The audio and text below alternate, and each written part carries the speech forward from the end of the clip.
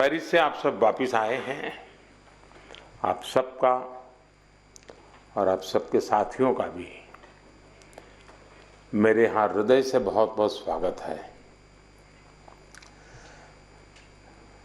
मैंने जिस उमंग से आपको पेरिस के लिए विदाई दी थी, उतने ही उमंग से मैं आज आपका फिर से स्वागत कर रहा हूं। और इसका कारण ये नहीं है कि कोई मेडल का टैली कितना हुआ। उसका कारण ये होता है कि विश्व भारत के खिलाड़ियों की तारीफ कर रहा है। उनके हौसले, उनके डिसिप्लिन, उनके बिहेवियर मेरे कानों पर सब जगह से बातें आती हैं और ये सुनता हूँ तो बड़ा गर्व होता है जी कि मेरे देश के खिलाड़ी मेरे देश के लिए ही खेलते हैं। मेरे देश के नाम को रत्ती भर भी खरोच आ जाए, ये मेरा देश का एक भी खिलाड़ी नहीं चाहता है और यही हमारी सबसे बड़ी पूंजी है। और उसके लिए ये पूरी टीम बहुत बहुत बधाई के पात्र है। साथियों, आप सबने पूरी दुनिया में भारत के तिरंगे की स्थान बढ़ा करके देश वापस लौटना और मेरे निवास पर आपका स्वागत करने का मुझे अवसर मिलना, मैं इसे मेरा अपना गौरव मानता हूं। और पेरिस जाने से पहले जो जाते हैं उनको भी पता होता है कि हमें अपना बेस्ट देना है और मैंने हमेशा यही कहा है सबको कि आपको अपना बेस्ट देना है और आपने दिया है। दूसरी बात है, हमारे खिलाड़ी उम्र में बहुत छोटे हैं और अभी से ये अनुभव मिला है तो आगे हमारे पास एक लंबी समय है अधिक अचीव करने का और वो आप जरूर करेंगे। इस अनुभव का लाभ देश को मिलेगा। साथियों, पेरिस ओलंपिक्स भारत के लिए कई मायनों में ऐतिहासिक रहा है। इस ओलंपिक्स में देश के लिए जो रिकॉर्ड्स बने वो देश के कोटि कोटि नौजवानों को प्रेरणा देंगे। आप देखिए, ओलंपिक्स के करीब 125 साल के इतिहास में ये मनु हमारी पहली बेटी ऐसी है जिसने भारतीय खिलाड़ी के रूप में इंडिविजुअल इवेंट में 2 मेडल जीते हैं।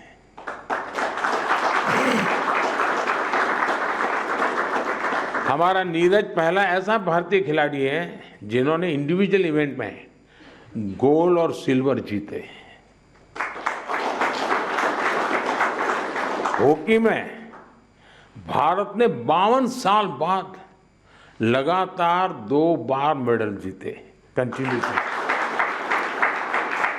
अमन ने केवल 21 साल की उम्र में मेडल जीत करके देश को बिल्कुल इतना प्रसन्न कर दिया है और अमन के जीवन के विषय में आज देश जानने लगा है तो उनको लग रहा है कि भाई व्यक्ति के जीवन की कठिनाइयों से भी इंसान अपनी यात्रा को, स्वप्न को, संकल्प को सिद्ध कर सकता है। कठिनाइयां अपने आप अपनी जगह पर रह जाती है। अमन ने करके दिखाया है। विनेश पहली ऐसी भारतीय बनी जो कुश्ती में फाइनल तक पहुंची। ये भी हमारे लिए बड़ा गर्व का विषय है। ओलंपिक्स में 7 शूटिंग इवेंट्स में इंडियन शूटर्स फाइनल्स में पहुंचे और ये भी पहली बार हुआ है।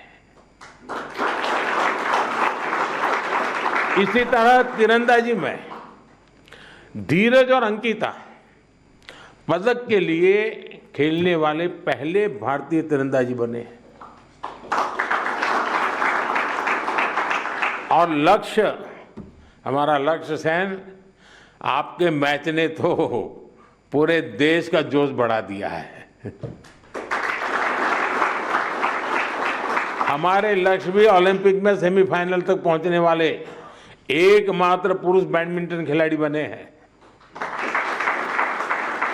हमारे अविनाश सावले, इसने स्टीपल चेज के फाइनल में क्वालिफाई किया। इस फॉर्मेट में ये भी फर्स्ट टाइम रहा। साथियों, हमारे ज्यादातर मेडलिस्ट, जैसा मैंने कहा, अपने 20s में है, बहुत छोटी आयु के हैं। आप सभी बहुत युवा हैं, आपके पास बहुत समय है, बहुत ऊर्जा है। और ये भी सही है कि टोक्यो के और पेरिस के बीच में नॉर्मली 4 साल का समय रहता है, इस बार 3 साल का ही समय था। तो हो सकता है आपको 1 साल और अगर मिला होता प्रैक्टिस का, तो शायद आप और नई कमाल करके दिखा देते। अभी लंबी कैरियर में आप कई बड़े टूर्नामेंट खेलेंगे, खेलना बंद नहीं करना चाहिए, रुकना भी नहीं चाहिए, एक भी मैच छोड़नी नहीं चाहिए।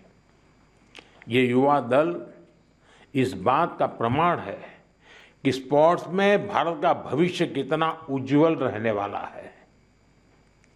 मुझे विश्वास है पेरिस ओलंपिक्स भारतीय स्पोर्ट्स की इस उड़ान के लिए एक लॉन्च पैड साबित होने वाला है।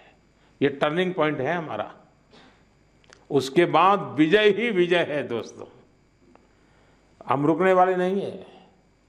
साथियों, आज भारत अपने यहाँ world class sports ecosystem develop करने की प्राथमिकता दे रहा है। ग्रासरूट से आने वाले खिलाड़ियों को उनको तराशना ये बहुत जरूरी है। हमने गांव-गांव, शहर-शहर से युवा प्रतिभाओं को आगे बढ़ाने के लिए खेलो इंडिया मुहिम शुरू की। और मुझे खुशी है कि खेलो इंडिया से निकले 28 खिलाड़ी इस ओलंपिक समूह का हिस्सा बने हैं।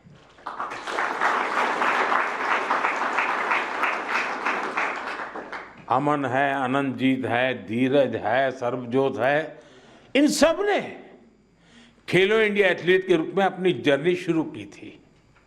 और इससे हुआ ये है कि खेलो इंडिया में खेलना और जी भर के जीतना, ये एक बहुत बड़ा अहम हिंदुस्तान का कार्यक्रम बन चुका है जी। मैं मानता हूं, मैं खेलो इंडिया को और तवज्जो देनी है और ताकत देनी है। उसी में से हमें अच्छे नए हैं। आपकी तरह ही खेलो इंडिया एथलीट्स की एक बड़ी फौज देश के लिए तैयार हो रही है। हमारे खिलाड़ियों को सुविधाओं और संसाधनों की कमी न पड़े, ट्रेनिंग में दिक्कत ना आए, इसके लिए बजट भी लगातार बढ़ाया जा रहा है। सबको पता है कि किसी भी खिलाड़ी के लिए ज्यादा से ज्यादा कंपटीशन में हिस्सा लेना कितना आवश्यक है। मुझे संतोष है कि ओलंपिक्स के पहले आपको अनेकों इंटरनेशनल कंपटीशन का एक्सपोजर मिला है। इतने सारे कोच और एक्सपर्ट्स, डाइट, उपकरण और कोचिंग, सब पर इतनी बारीकी से ध्यान, वर्ल्ड क्लास फैसिलिटीज देने का प्रयास, इस तरह की सुविधाओं के बारे में हमारे यहाँ पहले सोचा नहीं जाता था। खिलाड़ी अपने नसीब पर मेहनत करता था, देश के लिए कुछ करके आता था। लेकिन अब एक पूरी इकोसिस्टम बनी है। ये केवल स्पोर्ट्स में देश की नीतियों का बदलाव है, इतना ही नहीं है, ये उस भरोसे का प्रतीक भी है जो देश अब अपनी युवा पीढ़ी पर बहुत ज्यादा भरोसा करता है, उसकी अभिव्यक्ति है। साथियों, आप सब देश के युवाओं के लिए बहुत बड़ी प्रेरणा है। मैं मानता हूं आप में से हर किसी के बारे में देश को, देश के युवाओं को ज्यादा से ज्यादा जानना चाहिए। यहां भी मेरी इच्छा है कि मैं हर किसी का नाम लेकर उसकी चर्चा करूं, विशेषकर हमारी बेटियां। पिछली बार की तरह इस बार भी बेटियों ने ही ओलंपिक में भारत की जीत का श्री गणेश किया है। मनु को जिस तरह पिछली बार तकनीकी कारणों से निराश होना पड़ा था, फिर उन्होंने जो वापसी की, अंकिता ने जिस तरह सीजन का अपना सर्वश्रेष्ठ प्रदर्शन किया, मनिका बत्रा और श्रीजा अकोला ने भी सबका ध्यान खींचा है। इसी तरह बाकी खिलाड़ी भी रहे, खासकर नीरज ने अपनी लगन और अनुशासन में जिस तरह कंसिस्टेंसी दिखाई है, स्वप्निल ने कठिनाइयों को पार कर जिस तरह मेडल जीता है, हॉकी में हमारे सरपंच साहब, उनकी टीम ने दिखा दिया कि भारत की ताकत क्या है।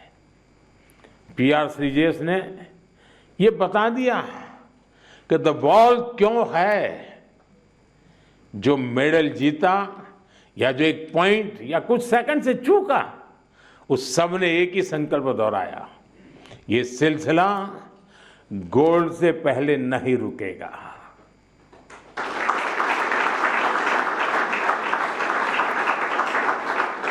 मैं मानता हूं इससे देश के युवाओं को बहुत कुछ सीखने को मिलेगा।